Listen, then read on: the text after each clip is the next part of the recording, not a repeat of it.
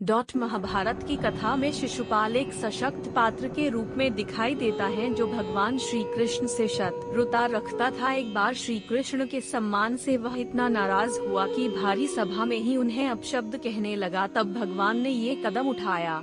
महाभारत की कथा भगवान श्री कृष्ण के बिना अधूरी है। इसमें कई प्रसंग हैं। ऐसा ही एक प्रसंग है भगवान श्री कृष्ण और शिशुपाल का। शिशुपाल रिश्ते में कौरवों और पांडवों का भाई था और भगवान श्री कृष्ण की बुआ का पुत्र था। शिशुपाल के जन्म की कहानी भी बहुत रोचक है।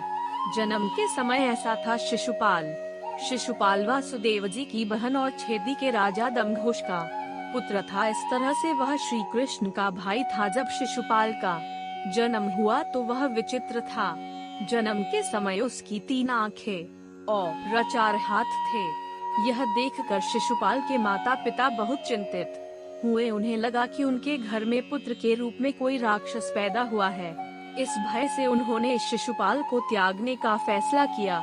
लेकिन तभी आकाशवाणी हुई कि बच्चे का त्याग न करें। जब सही समय आएगा तो इस बच्चे की अतिरिक्त आँख और हाथ गायब की मात्रा जाएंगे। लेकिन इसके साथ ही यह भी आकाशवाणी हुई कि जिस व्यक्ति की गोद में बैठने के बाद इस बच्चे की आँख और हाथ गायब होंगे वही व्यक्ति इसका वध करेगा। आकाशवाणी से शिशुपाल के माता पिता की चिंता तो चली गई, लेकिन उन्हें उसके वध की चिंता सताने लगी। भगवान श्री कृष्ण ने जब शिशुपाल को गोद में उठा या समय तेजी से बीतने लगा। एक दिन कृष्ण अपने पिता वासुदेव की बहन यानी अपनी बुआ के घर आए। वहाँ शिशुपाल को देखकर उनके मन में स्नेह जागा और उसे अपनी गोद में बैठा लिया।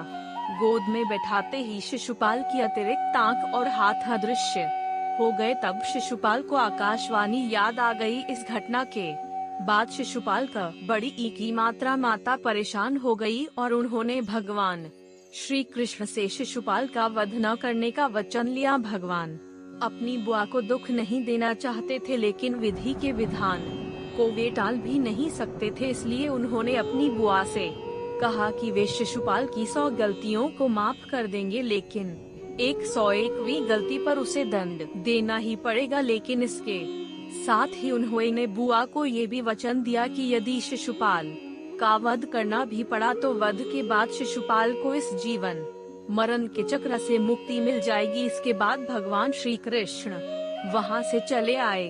शिशुपाल श्री कृष्ण को इसलिए मानता था शत्रुता। शिशुपाल रुक्मिणी से विवाह करना चाहता था, लेकिन रुक्मिणी भगवान श्री कृष्ण से प्रेम करती थी और उनसे ही विवाह करना चाहती थी। लेकिन रुक्मिणी के भाई राजकुमार रुक्मी को रिश्ता मंजूर नहीं था। तब भगवान श्री कृष्ण रुक्मिणी को महल से लेकर आ गए थे। इसी बात से शिशुपाल भगवान श्री कृष्ण से शत्रुता मानता था। राजसूय यज्ञ के दौरान भगवान श्री कृष्ण का किया अपमान। जब युधिष्ठिर को युवराज घोषित किया तो राजसूय यज्ञ कराया गया। इस अवसर पर सभी संबंधियों और रिश्तेदारों को बुलाया गया।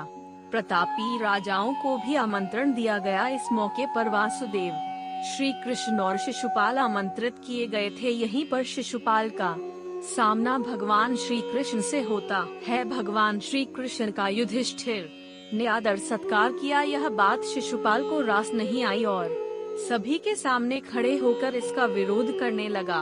उसका कहना था कि एक मामूली वाले को इतना सम्मान क्यों दिया जा रहा है, जबकि इस अवसर पर कई वरिष्ठ और सम्मानीय जन मौजूद हैं।